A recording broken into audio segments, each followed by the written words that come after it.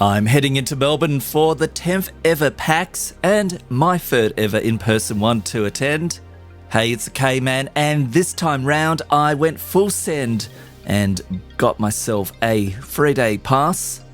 I like how when you exit the queue hall, you're greeted by all the indie games from Australia and around the place. It's good to see so many of them here, and their developers were standing by to answer any questions you might have and let you go and have a bit of a play with the games. And I even found one which I'd played in Steamfest earlier this year with this cool ship and a pig which tried to steal your phone. Oh, steady on there, pig. There were games with foxes and just so many different styles, and even a few indie games from New Zealand. You could pretty much have an entire video devoted to all the indie games. There was no stores from Xbox or PlayStation, but we did have Nintendo and Sega here. Almost like it was the early 90s all over again. I picked up my Super Mario Bros. 1985 pin, and you could also get yourself a Detective Pikachu cardboard hat. You could try the latest Pokemon expansion and some of the other new Nintendo games, as well as getting stuff from the store, and who knows what more if you manage to get down these pipes. Sega had a meet and greet with Sonic, where you could get your photo with him and this large Lego Sonic made out of nearly 26,000 bricks. And you could play the new Sonic and a few other upcoming games as well. PC gamers had plenty of stuff to go check out in hardware and games. Computer cases with stacks of RGB and interesting designs, including some that probably should be returned to Doctor Who's TARDIS, and a massive computer case boot. Master Chief was on duty, waiting to have his photo taken, right next to something from Fallout. It wasn't just gaming, we had actual musical instruments there.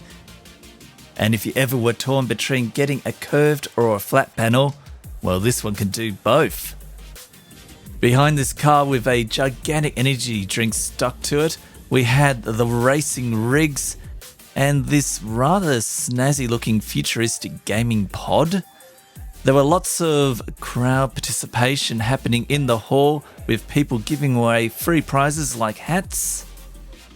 There was no Twitch partner fish tank this year, with open windows this time around, which meant you could even go and have a bit of a neighbourly old chat through the window. I gave the big string game a go, which I thought was going to be a bit more than just you pull a string and hope you get the PogChamp, which I did not. But I did get these stickers. If you got to it early enough, there might have been enough space for you to fit your entire name on the wall, which I did eventually on the last day. Boom. PAX Oz has a whole pile of cool cosplay walking around, and I never feel like I catch enough of it, but you do catch the occasional cool moments with some of your favourite characters. Tabletop gaming had a whole slew of stalls that you could go and check out, as well as places where you could go and play your tabletop games. There's a section where you can set up devices that you brought along, as well as console free play and tournaments. It was pretty cool seeing how popular the classic gaming section was, which they'd moved into the middle of the hall, and many more people were able to come and find it and check out all the various things that they could play or look at.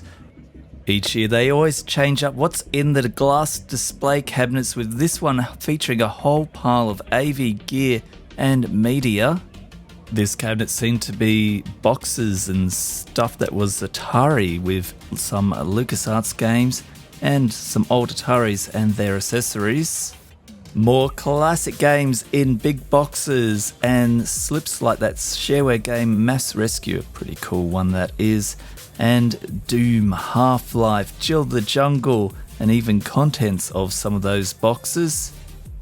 Quite a nice joystick collection here, including interesting stuff like that gigantic ball. There seemed to be a controller for just about any system. Various pinball stuff with a whole pile of promotional displays, tokens and whatnot.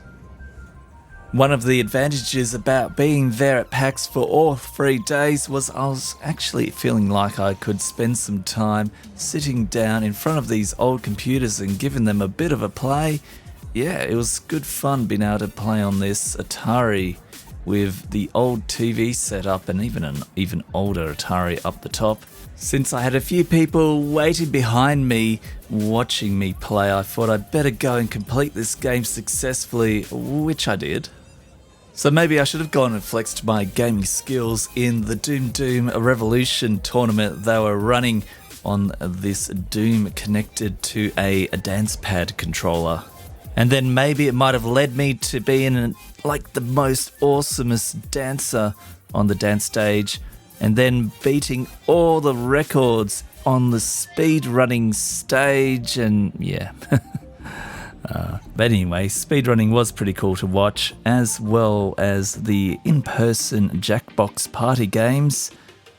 I reckon I could have tried my hand at lounging around in the handheld lounge, and the panels were awesome to go and check out. Massive props out to the people in the yellow shirts, the enforcers, who just keep everything moving along quite smoothly. This year's Storytime keynote was delivered by Erika Ishii, a voiceover artist for games including Halo, Call of Duty, Destiny 2 and Cyberpunk. People from Bethesda, Twitch and more were reminiscing back on the very first PAX Oz in 2013, where we found out it nearly got called PAX Dinkum. We had some jazzy video game music arrangements by the consoles, who were also really good with their crowd participation.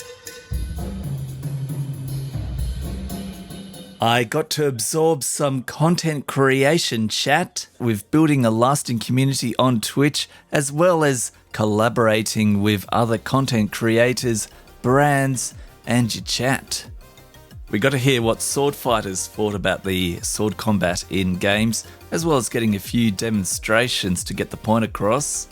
And I picked up some tips on IRL content creation, which was probably a little bit too late for my previous day's first ever IRL stream, where you got carpet cam, beard cam, and nose cam.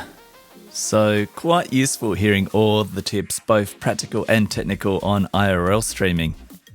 Unfortunately, I missed a panel on retro repairs because apparently they don't let people into certain panels after a certain amount of time of it starting. But how can you stay down when you've got stuff like this happening around you? And Vader absolutely tearing it up on the guitar out the front of the building.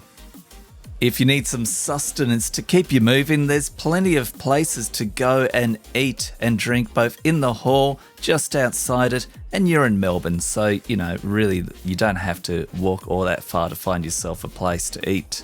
Speaking of proximity, I think I'm going to stay a bit closer next year so I don't miss anything. Either way, I'm looking forward to next year's, and I'd love to hear your experiences of PAX this year, or maybe even one of the previous years. I'm the K-Man. I do a variety of retro and modern gaming up on this channel. Links to my Twitch and Patreon are below. I hope you enjoyed the video, and thanks for watching.